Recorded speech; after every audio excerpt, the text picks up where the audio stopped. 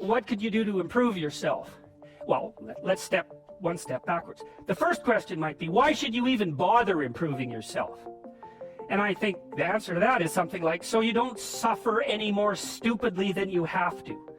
And maybe so others don't have to either. It's something like that. You know, like there's a real injunction at the bottom of it. It's not some casual self-help doctrine. It's that if you don't organize yourself properly, you'll pay for it, and in a big way, and so will the people around you. Now, and you could say, well, I don't care about that, but that's actually not true. You actually do care about that, because if you're in pain, you will care about it.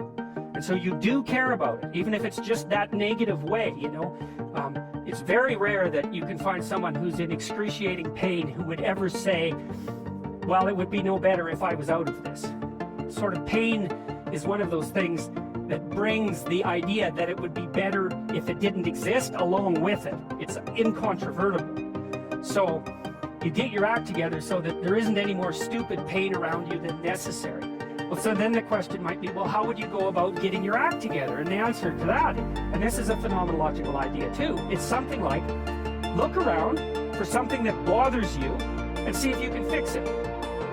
So now you think, well, let's say you go into you can do this in a room. It's quite fun to do just when you're sitting in a room, like a room, maybe your bedroom. You can sit there and just sort of meditate on it and think, okay, if I wanted to spend 10 minutes making this room better, what would I have to do? And you have to ask yourself that, right? It's not a command, it's like a genuine question. And things will pop out in the room that you know, like, there's a stack of papers over there that's kind of bugging you, and you know that maybe a little order there would be a good thing, and you know, there's some rubbish behind your computer monitor that you haven't attended to for like 6 months, and the room would be slightly better if it was a little less dusty and the cables weren't all tangled up the same way. And like, if you allow yourself just to consider the expanse in which you exist at that moment, there'll be all sorts of things that'll pop out in it that you could just fix. And, you know, I might say, well, if you were coming to see me for psychotherapy, the easiest thing for us to do first would just be to get you to organize your room. You think, well, is that psychotherapy? And the answer is, well, it depends on how you conceive the limits of your being. And I would say, start where you can start. You know, if something announces itself to you, which is a strange way of thinking about it, as in need of repair, that you could repair, then, hey, fix it. You fix 100 things like that, your life will be a lot different. Now, I often tell people too, fix the things you repeat every day, because people tend to think of those as trivial, right? You get up, you brush your teeth, you have your breakfast, you know, you have your routines that you go through every day.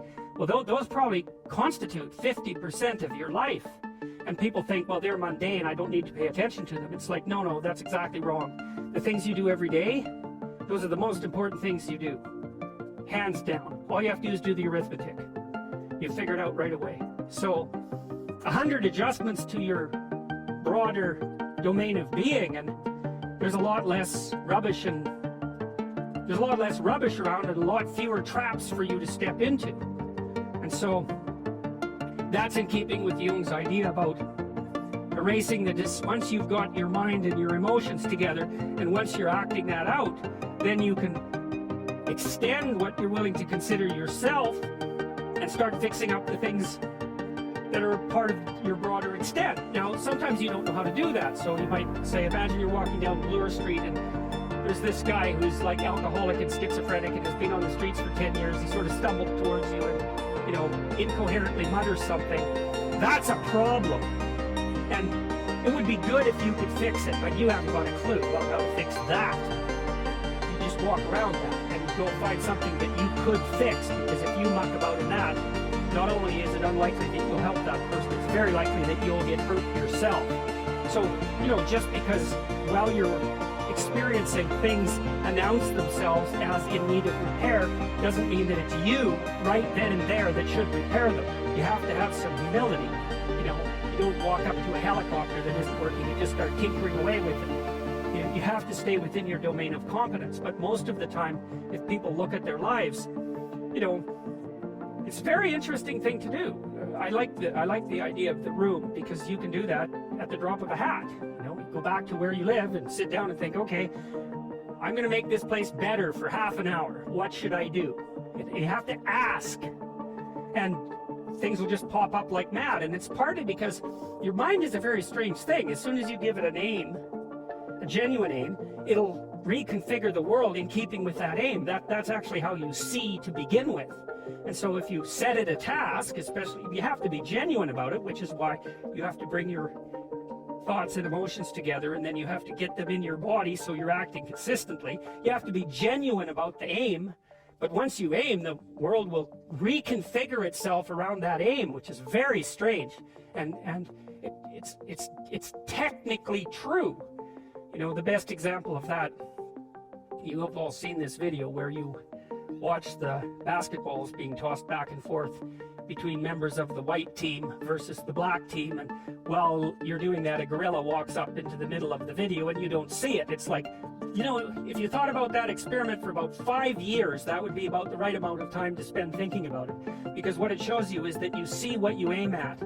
And that, man, if you can get one thing through your head as a consequence of even being in university, that would be a good one. You see what you aim at. And so, because one inference you might draw from that is, be careful what you aim at, right? What you aim at determines the way the world manifests itself to you. And so if the world is manifesting itself in a very negative way, one thing to ask is, are you aiming at the right thing? Now, you know, I'm not trying to reduce everybody's problems to an improper aim. People get cut off at the knees for all sorts of reasons. You know, they get sick, they have accidents. There's a random element to being, that's for sure. And so you don't want to take anything, even that particular phrase, too far. You want to bind it with the fact that random things do happen to people, but it's still a great thing to ask.